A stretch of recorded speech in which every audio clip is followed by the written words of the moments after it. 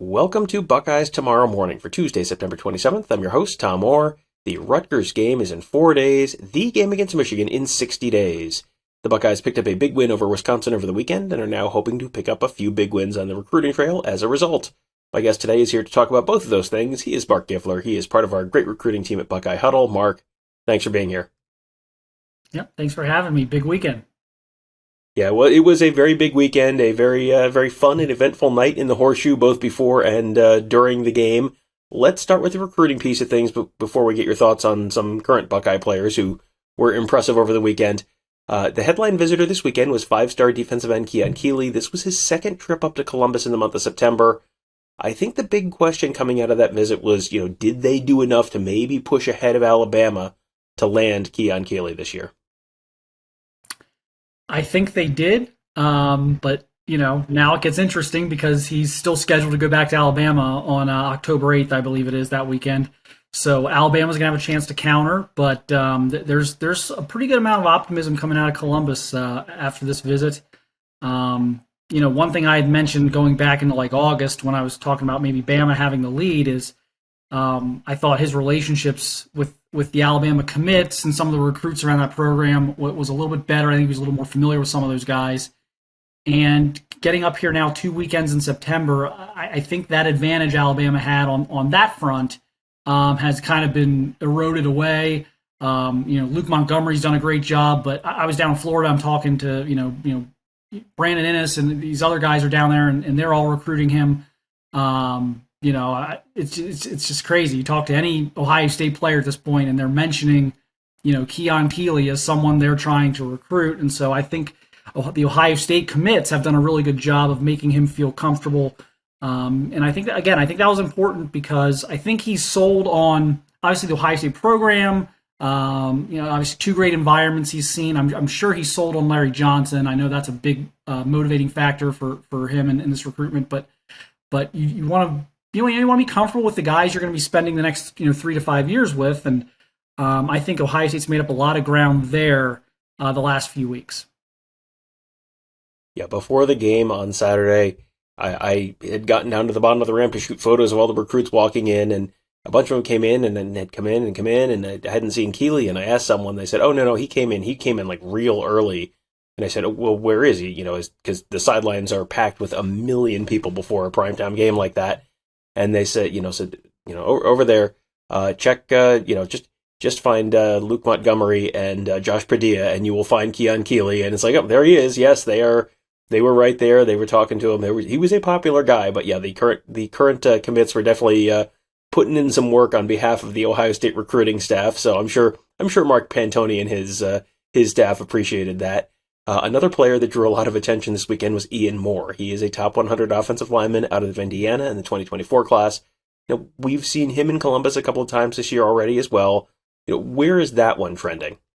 It's trending toward Ohio State, and I think it's probably trending toward Ohio State, possibly before Thanksgiving. That looks like that's going to come to an end here at some point in the next month. I think he wants to take another couple of visits just to make sure everything's good and he's ready to make a decision, but I think assuming he makes a decision here in the next month or two, I think it is going to be Ohio State. This is a guy that Justin Frye has handpicked. They offered him at camp in the summer. He's been back a couple times since, so he's been on campus 3 or 4 times now in the last 3 months. This is a guy that Justin Frye has identified in 2024 as a must-have for him, and there aren't many of those guys yet in 2024. A lot of guys are still being evaluated, but this is one that they've moved on and they've made a priority. And Notre Dame's in there as well. But I think Ohio State is in a great position to land Ian Moore, and he is a tackle, at least in Ohio State's mind at this point. That's where they're going to start him at. I know he's listed as an interior guy on some of the recruiting websites, but Ohio State's recruiting him as a tackle. They worked him out at tackle in June, and I think they're pretty confident he can play out on the edge. So the last guy I wanted to ask you about was Kaden McDonald. He's, sometimes you look at these guys and coming down the ramp and it's like, is that, you don't necessarily recognize everyone's face. And it's like, is that a recruit? This is one where it was like, nope, that dude, I not only know that dude is a recruit, I can tell you he is an interior defensive lineman. He is a big dude. He's listed at 6'3", 310, and he looks every bit above both of those. That's a name that people may not know. He's not someone who we've talked about, I don't think, on any of these shows before. So what can you tell people about Kaden McDonald?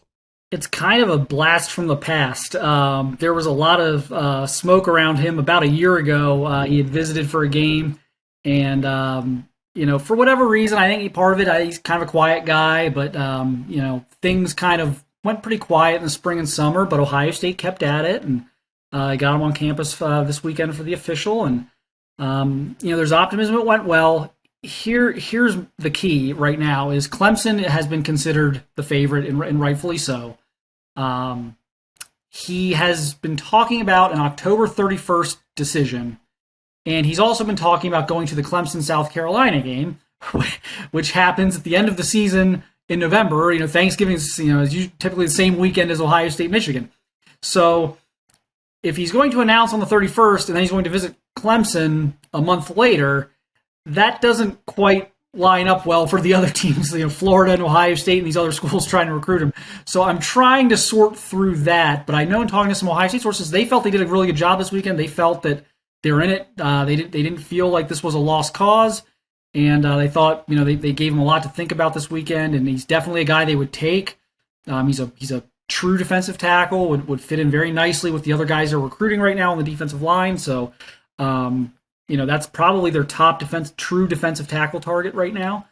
And we'll see how the next few weeks go. Like I said, I want to see what he does about Clemson. If he visits Clemson in the next few weeks, I actually think that's a good thing for Ohio State, because now he's kind of maybe moved up that visit from, okay, I'm not going to commit to Clemson at the end of October and then visit it on Thanksgiving weekend. I'm actually going to visit Clemson before I decide, because I don't know where I'm going yet. So I think that would be actually a positive if he would actually come out and say, yeah, I'm visiting Clemson here in the next couple weeks.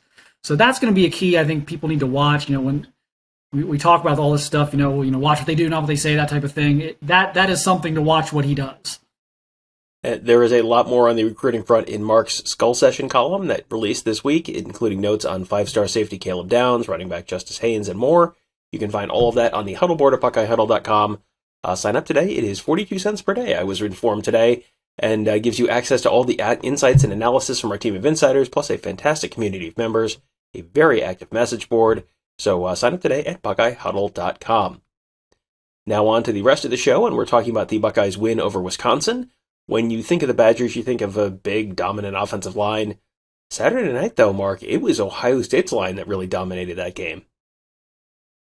They were unbelievable. I rewatched some of the game on Monday morning. I watched like the first 2.5 quarters on Monday morning on kind of a little rewatch, and we talk about with Devin Radcliffe on the postgame show. We're always talking about run fits on the defense and making sure guys are rotating and everything like that. That was not happening for Wisconsin.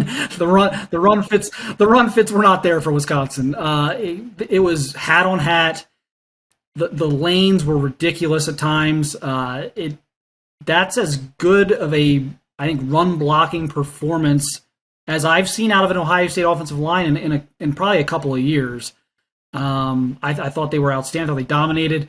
They kept Stroud pretty clean there as well in pass protection. But it feels like this group is getting better every week. I thought it looked like they got a lot better.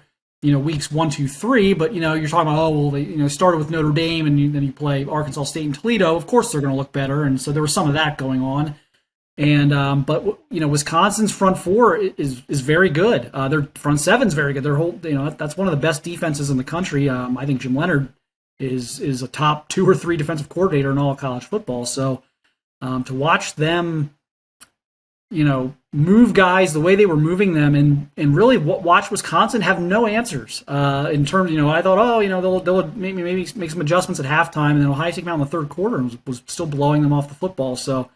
Just made a very good Wisconsin defense look like they just were lost. Yeah, Tony Gerdeman and I are releasing our rewatch, and the 10 things we learned from rewatching the game. We'll be releasing that on Tuesday here. But yeah, I mean that was one of the things that I noticed was I'm down on the field during the game, so I'm just watching Mayan Williams like running at me, and that's kind of, I'm shooting the photo of the guy with the football, so I see a lot of the guy with the football. Watching those guys open those lanes, it was like, man, now I know why Mayan Williams was running at me so much, because man, he had a lot of room to run during the game.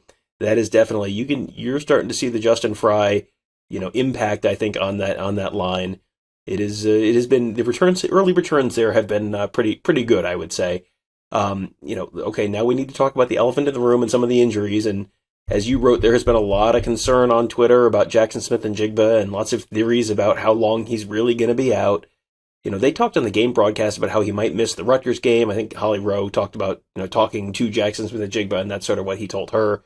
But that sounds like that's maybe more of a precautionary thing. And it doesn't, reading your column, it feels like you're not super concerned about, the theories on, what, he's actually going to be out forever, or, whatever people are speculating about. Yeah, I was getting texts on Saturday like he's going to pull up Nick Bosa. Like people are saying he's out for the season. He's going to shut it down. I'm like, gosh, that would be shocking to me. It's not anything I've heard. Again, to me, it's a reassess kind of every week thing at this point. And obviously, they try to get him back for Toledo, which I know people are going to argue with me about this, and that's fine. Everyone can have their opinion. But I still think the right decision was that if he felt good to play against Toledo, they should have played him against Toledo, because you're trying to get him ready for Wisconsin. You want your receivers together for Wisconsin. So obviously that, maybe re-aggravated or whatever may have been the case there. But so I think they're going to try and take that out of play as much as possible. I think it's one of those things now where it's like, okay, do you feel 100%? No, I think I only feel like 90%. Well, then you're not playing. I think that's going to be kind of the way that this thing is approached here, at least until the bye week. But again, I view him as a short-term injury right now, and as a reassess, probably each Thursday or Friday of game week, and see how it goes. But I'm not buying the Nick Bosa comparison or the concern that he's going to miss the entirety of the season or anything like that. That's not anything I've heard. All right, and another spot where they've been hit pretty hard by injuries is in the corner room. You wrote about, you kind of had an interesting take there where, yes, you're playing without Denzel Burke. Yes, you're playing without Cam Brown. Yes, Jordan Hancock has missed a bunch of time. But, some of that short-term pain in terms of guys who you thought were going to be, potentially the top three guys in the rotation at corner this fall, you may have some short-term pain there, but you may see some long-term dividends from that as well.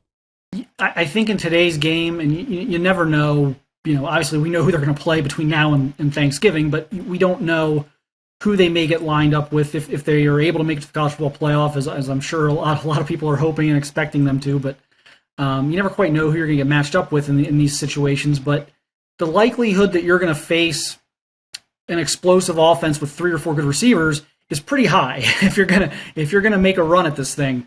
So you need 3 or 4 corners, and I don't know that you truly can ever know how much depth you have until they've played. They can look great in practice. They can look great running scout team. They can, but until they're thrown into the fire a little bit and other teams are actively trying to trick them, I don't know how you can really know how much depth you have.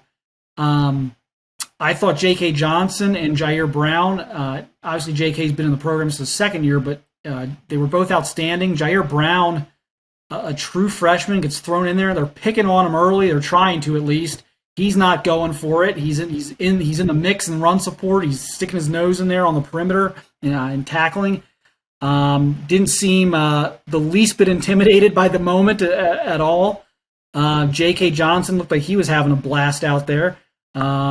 I think this helps them. And again, as I kind of said in the column, I said, this reminds me of make a pro sports analogy of a championship contending team that makes 2 or 3 like big trade deadline acquisitions. I think that's how this is going to play out. I think they're going to be able to get through these next few weeks of games, and then you're going to get Jaxon Smith-Njigba and Denzel Burke, and you're going to get these guys back. It's like, holy cow, they were doing this without these guys. Now they've got these guys, and if something weird happens, if we talked about this all the time, the Ted Ginn, ankle thing against Florida, and then the Trey Sermon against Alabama.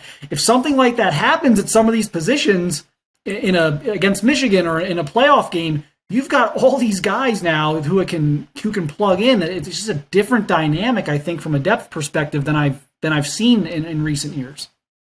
Yeah, I mean, that would be like a first-place baseball team getting, I don't know, like Jacob deGrom and Max Scherzer back in like, June, July of a season. I mean, can you imagine, Mark? Can you imagine such a thing? I can't even fathom what that must be like. Did I just jinx things for the Mets? Listen, I don't know. I'm sure they have 3 in Atlanta coming up. I'm sure it's going to go great. It always does. It'll be fine. Something else that will be fine, and I mean it this time, is we will have our usual pre- and post-game coverage. Mark mentioned it earlier. Those shows have been a lot of fun. I think we're all having a good time with those, and having a good time interacting with you guys on those as well. They've turned into pretty popular little things, and this week it'll be a little bit more of a civilized hour with a 3:30 kick against Rutgers, and then a 4:00 kick against Michigan State in a couple Saturdays. So it'll have a little bit more, you won't have to stay up till 2 in the morning or something with us, so that'll be fun. We're looking forward to that too. But you can find those all at youtube.com/Buckeye Huddle. Those are, like I said, a lot of fun, and they're more fun the more of you guys are there, the more we can have a conversation, and it's turned into a fun little community of people just talking to each other in the comments, and like sometimes they're asking us questions, and sometimes they're just talking to each other. So those have been a lot of fun. Make sure you don't miss out on the fun by subscribing to our YouTube channel, youtube.com/Buckeye Huddle, and then hit that bell as well so you get notified as soon as those shows go live, pre and post game. So that'll do it for today. Thank you guys all for joining us. Have a great day. We'll talk to you tomorrow.